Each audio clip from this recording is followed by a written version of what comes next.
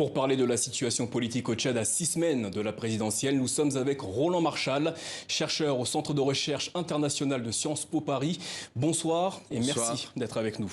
Depuis dimanche dernier et la tentative d'arrestation de l'opposant et candidat à la présidentielle Yaya Dillo, le climat politique au Tchad s'est considérablement crispé. En quoi les événements survenus ce week-end marquent-ils un tournant ? Je crois qu'il y a deux types de problèmes. Il y a d'une part la préparation d'élections. Au Tchad, on peut dire que depuis une vingtaine d'années, les élections sont quand même un moment assez difficile pour tous ceux qui sont épris de démocratie. Et très certainement, celles-ci, celles qui vont avoir lieu dans quelques semaines, font tout à fait référence à ce passé, là, c'est un peu triste, et soulèvent des interrogations. Et puis d'autre part, vous avez un autre problème plus structurel, je crois, qui est la posture de Déby dans ce régime qui le conduit depuis près de 30 ans et finalement son extrême dépendance vis-à-vis de son clan.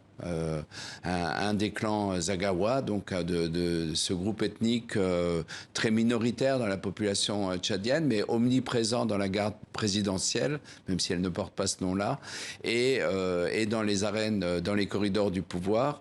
Et là, il y a eu une dissension avec en plus un parent proche qui a commis en outre un crime terrible, c'est qu'il a critiqué la première dame qui place ses amis, ses clients dans l'appareil d'État, suscitant des réactions de jalousie de la part de parents d'Idriss Déby. Donc vous avez, au-delà des élections, une question sur la nature de cette gouvernance, à la fois très militarisée et en même temps avec un pouvoir que Idriss Déby partage un peu avec son épouse de clans qui s'affrontent directement et indirectement à travers ce qui s'est passé avec Yaya Dillo. 3 candidats qui se retirent d'une présidentielle au lendemain de la validation de leur candidature par la Cour suprême. Comment en est-on arrivé à une telle situation au Tchad ? Écoutez, je crois qu'il y a quand même une décrédibilisation très forte des élections au Tchad, hein, et à la fois parce que c'est le Tchad et qu'il y a une histoire quand même assez difficile des processus électoraux dans ce pays, et puis aussi, il faut le dire, parce qu'en ce moment, depuis 2 ans, il y a une évolution extrêmement négative de la qualité des processus électoraux en Afrique. On pourrait faire la liste des élections de la Côte d'Ivoire à la RCA en passant par la Tanzanie et l'Ouganda, hein, de processus électoraux dans des situations relativement diverses d'un point de vue politique, mais qui ont tous été caractérisés par des fraudes importantes et finalement par la dénaturalisation du processus politique. Alors actuellement, l'opposition tchadienne se concerte pour savoir quelle stratégie adopter. Toutefois, l'absence de certains opposants comme Saleh Kebzabo qu'on a entendu tout à l'heure ne risque-t-elle pas de laisser le champ libre au président Déby ? De toute façon, je crois qu'il l'a, simplement.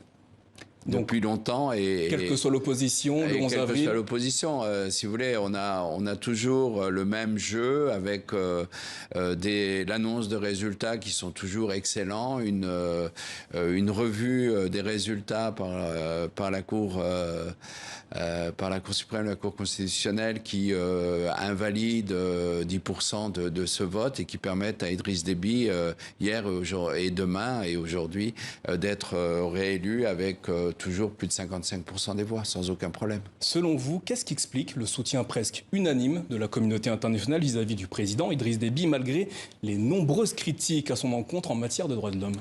Écoutez, d'abord, je ne crois pas que ce soutien soit unanime de la communauté internationale. Je crois que Idriss Déby est un homme politique qui a un sens tactique extrêmement développé et qui s'est positionné dans un créneau, celui de l'apport d'une sécurité proprement africaine face à des pays comme la France ou les États-Unis qui sont quand même dans une situation relativement difficile au Sahel. Et il joue sur cette carte. Il va d'ailleurs présider le G5 Sahel. Il vient fort opportunément de bénéficier d'un d'un plan financier d'aide.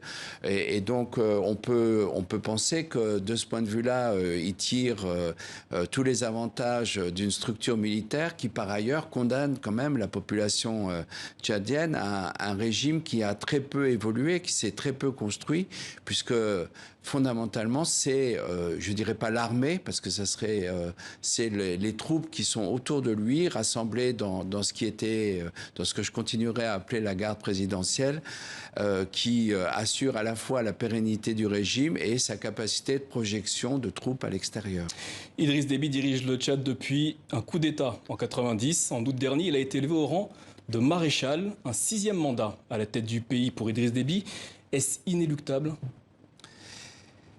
Écoutez, je crois que Idriss Déby a des soutiens, n'est pas quelqu'un qui gouverne contre 99% de sa population. Je crois aussi que sa population, et notamment la jeunesse du Tchad, aspire à des choses très différentes, qu'il est incapable d'apporter. Et surtout, si vous voulez, l'énorme danger qui devrait inquiéter les appuis d'Idriss Déby, notamment la France, c'est quel type de transition on aura le jour où Idriss Déby, de par sa volonté ou de par la nature humaine, abandonnera le pouvoir. Et c'est là il y a une énorme inquiétude sur les règlements de compte et une transition politique qui risque d'être extrêmement chaotique. De plus, il faut aussi dire qu'une partie des troubles qu'on voit au-delà de cette saga électorale tiennent fondamentalement au type de gouvernance, au type d'autoritarisme qui s'est développé dans ce pays-là. Et si la communauté internationale et la communauté occidentale voulaient vraiment avoir une politique à moyen terme, il faudrait faire évoluer cette gouvernance. On voit que ce n'est pas du tout au programme, que les critiques sont toujours d'une très grande retenue et que d'une certaine façon, les promesses d'Idriss Déby n'engagent que ceux qui les croient, hier et aujourd'hui. Merci Roland Marchal d'avoir répondu à nos questions ce soir.